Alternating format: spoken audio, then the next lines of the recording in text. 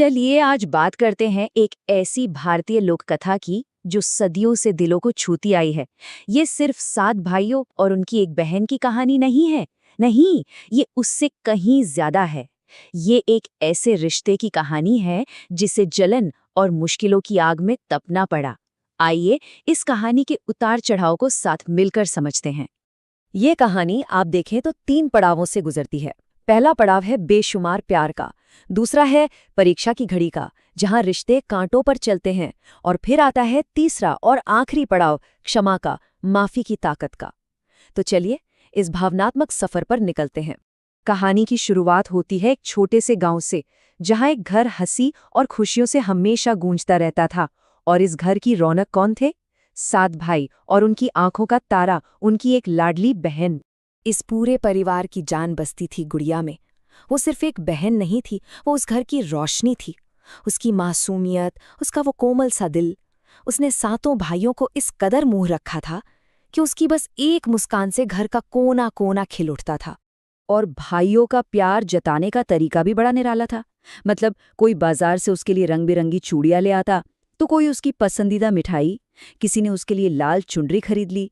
आलम तो ये था कि जब वो दौड़ कर आती तो 7 भाई अपना सारा काम छोड़कर उसे गोद में उठा लेते थे। घर का हर फैसला बस उसकी खुशी के इर्द गिर्द ही तो घूमता था। लेकिन कहते ना, खुशियों भरा समय हमेशा नहीं रहता। वक्त में करवट ली, भाइयों की शादियां हुईं और घर में 7 भाभियां आईं। और उनके आने के साथ ही उस घर की दहलीज पर जलन और कड़वाहट ने भी दस्तक दे दी। बस यहीं से कहानी ने एक ऐसा मोड़ लिया जिसकी किसी ने कल्पना भी नहीं की थी। हाँ, शुरू में तो सब कुछ बिल्कुल ठीक था। घर में हंसी खुशी का माहौल था, रसोई खुशबू से महकती थी, त्योहारों में पहले से भी ज्यादा रंग भरे होते थे। परिवार अब जाके पूरा लग रहा था। पर ये हंसी खुशी ना ज्यादा दिन टिक नहीं पाई। धीरे धीरे कुछ भाभियों के मन में कड़वाहट का जहर घुलने लगा। वो हर रोज देखती थी कि उनके पतियों का सारा प्यार, सारा ध्यान बस अपनी बहन पर ही है, और उन्हें ये लगने लगा कि इस घर में उनकी तो कोई अहमियत ही नहीं है। और फिर एक दिन जो चिंगारी अंदर ही अंदर सुलग रही थी, वो भड़क उठी। सबसे बड़ी भाभी के मुंह से ये शब्द निकल ही गए, इस घर में हमारी कोई कदर ही नहीं है, सारा प्यार तो बस इसी लड़की के लिए है। जलन का ये एक बीज बाकी 6 दिलों में भी कड़वाहट की फसल उगाने के लिए काफी था। कुछ समय बीता और भाइयों को काम के सिलसिले में शहर जाना पड़ा। बस यही वो मौका था जिसका भाभियों को शायद इंतजार था। उनके जाते ही गुड़िया की जिंदगी में अत्याचार का अंधेरा छा गया। लेकिन इसी अंधेरे में उसे एक उम्मीद की जादुई किरण भी मिली। भाइयों ने जाते जाते अपनी पत्नियों से सिर्फ एक ही वादा लिया था, हमारी बहन हमारी जान है, इसका ध्यान रखना। लेकिन उनके पीठ फेरते ही सारे वादे हवा हो गए। भाभियों का असली चेहरा सामने आ गया और गुड़िया पर सुबह से रात तक अत्याचारों का सिलसिला शुरू हो गया। उसे जानबूझकर ऐसे ऐसे काम दिए जाते जो कोई इंसान कर ही नहीं सकता। जरा सोचिए, टूटी हुई टोकरी में लकड़ियां भरकर लाना, या फिर ऊंचे पेड़ से बेर ऐसे तोड़ना कि कपड़े पर एक भी दाग न लगे, बिना रस्सी के गहरे कुएं से पानी निकालना, और अंधेरी रात में बिना दिए के अनाज के दाने चुनना। ये सिर्फ शारीरिक रूप से नहीं बल्कि मानसिक रूप से भी उसे तोड़ने की साजिश थी।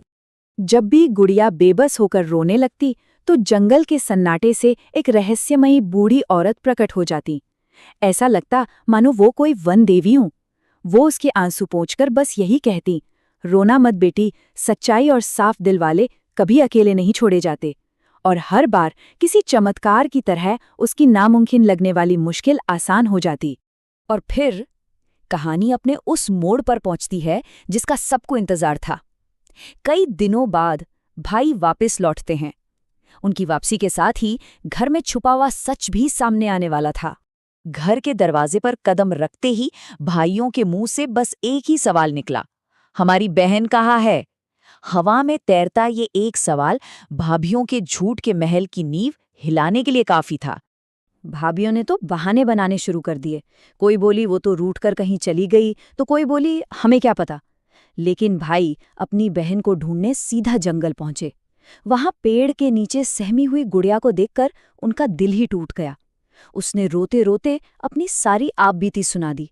अब भाइयों के सामने 2 कहानियां थी, एक भाभीयों के झूठ से बुनी हुई और दूसरी बहन के आंसुओं में लिपटी हुई सच्चाई। सच्चाई जानते ही भाइयों की आंखों में खून उतर आया। उनके मन में बदले की आग जल रही थी। अब सवाल सिर्फ एक था, और ये सवाल शायद सबके मन में भी उठ रहा होगा, अब उन जालिम भाभीयों का क्या होगा?